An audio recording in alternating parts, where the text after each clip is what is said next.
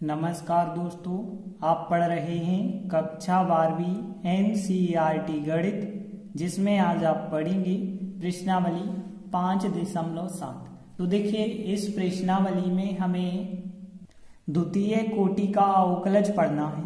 मतलब हमें एक फलन का दो बार अवकलन कैसे करना है, इसके बारे में हम पढ़ेंगे। जैसे उदाहरण 38 की बात करें, यदि हमें दिया गया है y बराबर एक्स घन प्लस 10x। देखिए, अब यहाँ पे हमें ज्ञात करना है डी वर्ग y बटे डी एक्स वर्ग ज्ञात करना है। यह क्या होता है? देखिए, हमें पता है यदि कोई फलन y दिया जाए तो उसका अवकलन करते हैं x के सापेक्ष तो कहलाता है dy बटे dx। और इसका यदि हम दोबारा अवकलन कर देते हैं तो बन जाता है डी वर्ग y बटे डी एक्स वर्ग बन जाता है। तो ध्यान रखना, यदि लिखा हुआ हो डी वर्ग y बटे डी एक्स वर्ग तो इसका मतलब है y का पहले अवकलन किया होगा, आया होगा डी वाई बटे डी एक्स। फिर दोबारा करेंगे तो आएगा डी वर्ग y बटे डी एक्स वर्ग। या फिर ऐसा भी हम कह सकते हैं कि y का पहली बार में अवकलन y1 कह सकते हैं और दूसरी बार में अवकलन y2 कह सकते हैं। तो देखिए, अवकलन को कई प्रकार से दर्शाया जाता है, इस प्रकार से भी y1 y2 करके, या डैश के रूप में भी दर्शा देते हैं। एक बार का y डैश, दो बार का अवकलन y डबल डैश। तो किसी प्रकार से भी हम दर्शा सकते हैं। सवाल में इस प्रकार से दिया गया है तो इस प्रकार से दर्शाएंगे। तो देखिए, जो हमें दिया गया है इसका अब हमें किसके सापेक्ष अवकलन करना है? नीचे लिखा है डी एक्स वर्ग, मतलब x के सापेक्ष दोनों बार अवकलन करना होगा। तो देखिए, हमने लिखा x के सापेक्ष अवकलन करने पर देखिए y का क्या हो जाएगा अवकलन x के सापेक्ष? dy बटे dx। x घन का करेंगे तो आपको पता है घात आगे आ जाती है और एक घात कम हो जाती है, तो 3x वर्ग। और 10x का अवकलन आपको पता है सेक वर्ग x होता है, तो सेक वर्ग x लिखा। तो देखिए, अभी आया है मान dy बटे dx का। अब हमें एक बार अवकलन और करना होगा, तो हम लिखेंगे पुनः x के सापेक्ष अवकलन करने पर।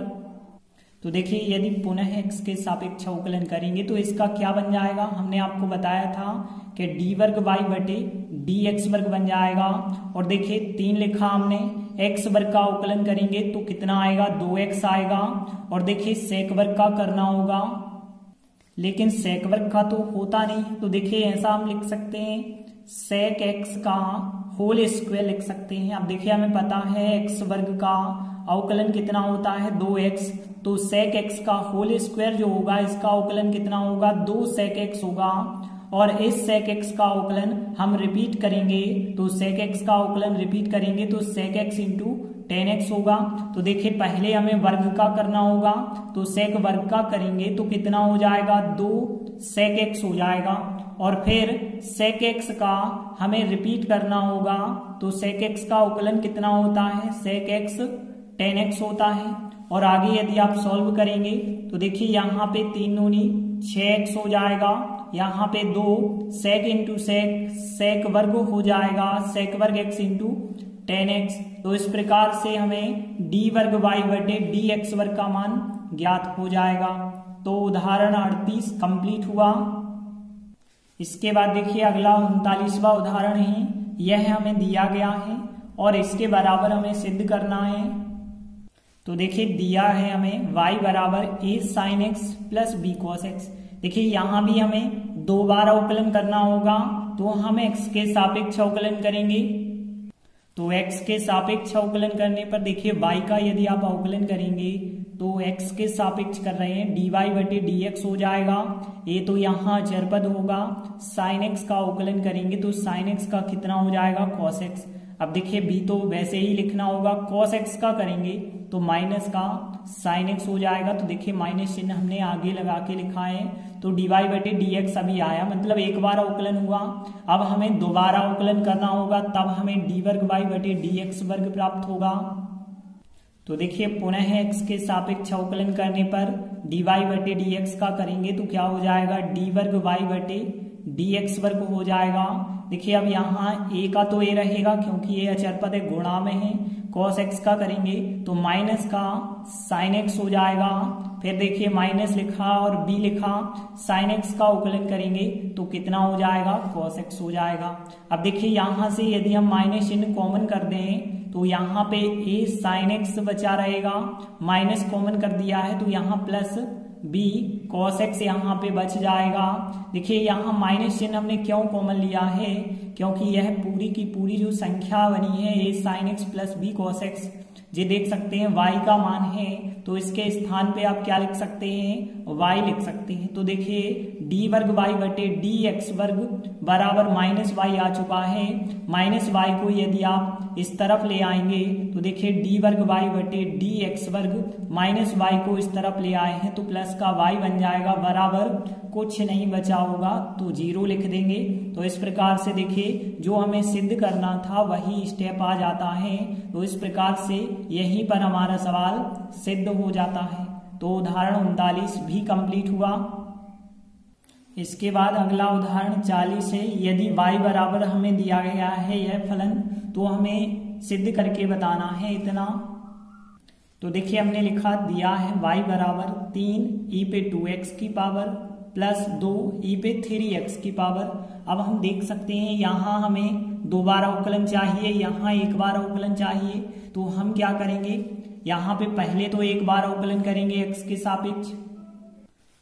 के सापेक्ष उकलन करने पर तो देखिए y का उकलन कितना हो जाएगा, dy बटे dx हो जाएगा, बराबर देखिए 3 तो आपको वैसे ही लिखना है और आपको पता है ex का उकलन ex होता है तो यहाँ पे e 2x की पावर का उकलन यही का यही होगा, लेकिन इस 2x का रिपीट हो जाएगा 2 प्लस देखिए यहाँ 2 लिखा क्योंकि इनटू में है, अचर पद है। e3x का करेंगे तो e3x का e3x होगा और इस 3x का रिपीट करेंगे तो 3x का 3 यहाँ पे रिपीट हो जाएगा। और देखिए यदि इसे और आगे सॉल्व करेंगे तो यहाँ 2 गुणित 3 यहाँ पे बन जाएगा 6 और फिर यहाँ पे e2x की पावर और यहाँ पे देखिए फिर प्लस यहाँ भी हो जाएगा 3 दूनी 6 हो जाएगा तो यहाँ पे 6 लिखा और e पे 3x की पावर लिख दी। अब देखिए हमने अवकलन एक बार का इतना प्राप्त किया है। अब हम इसका पुनः अवकलन करेंगे x के सापेक्ष।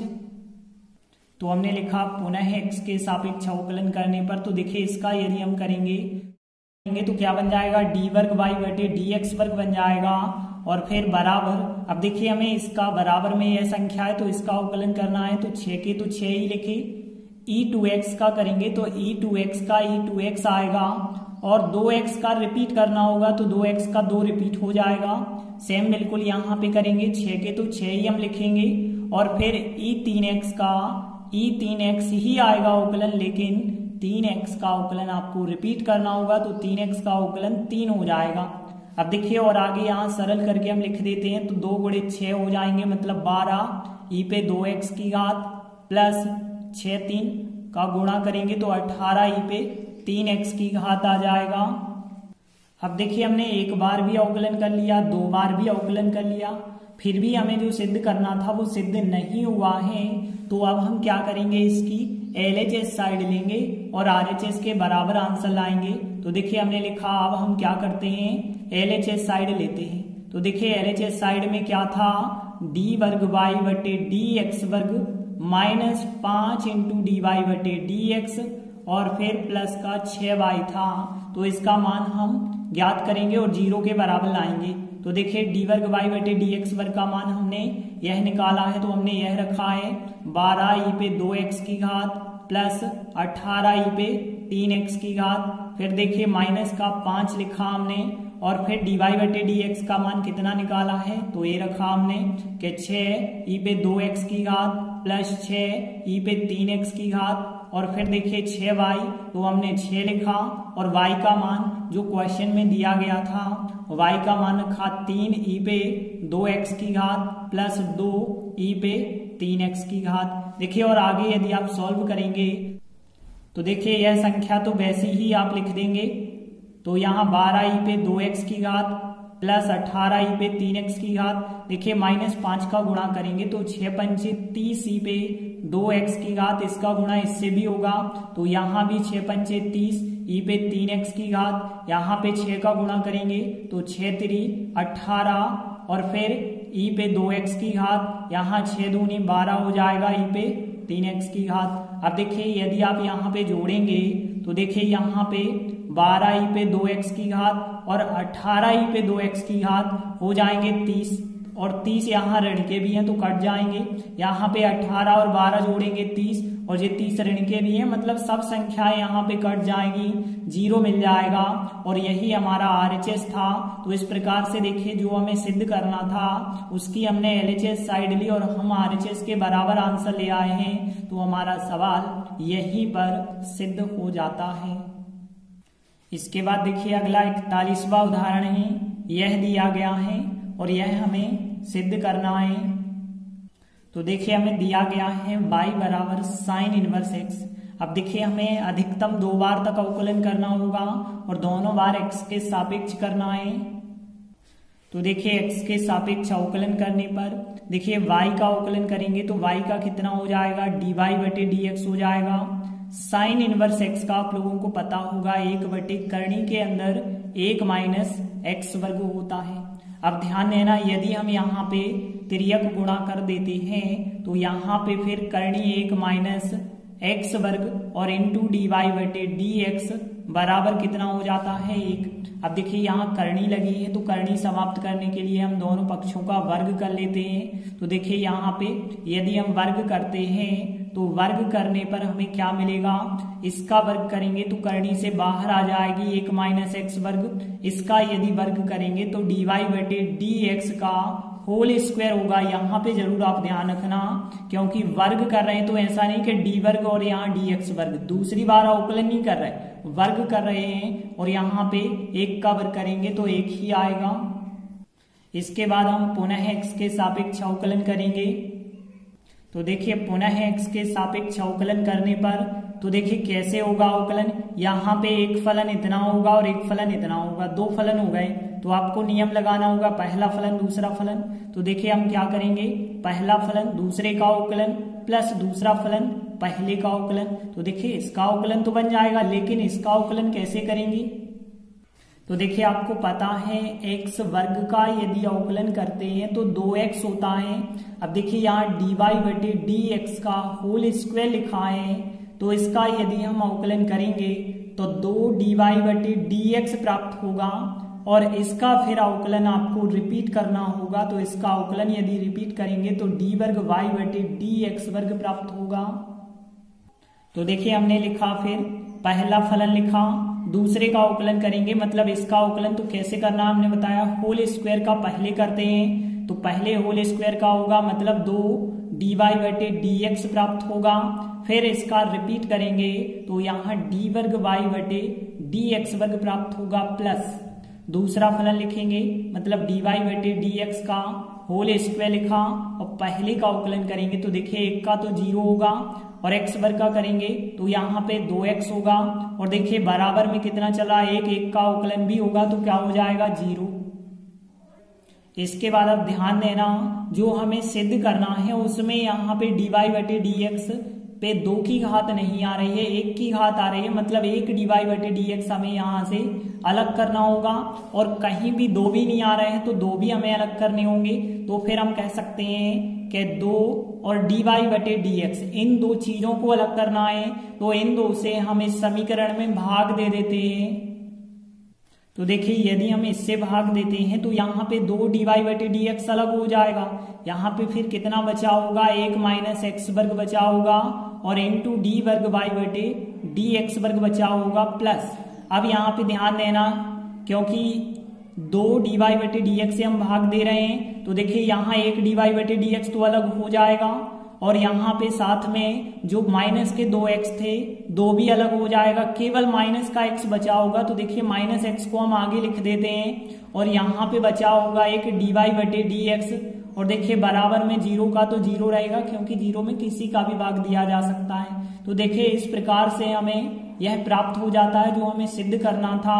तो हमारा सवाल फिर यहीं पे सिद्ध हो जाता है। तो इस प्रकार से उदाहरण 41 भी कंप्लीट हुआ। धन्यवाद।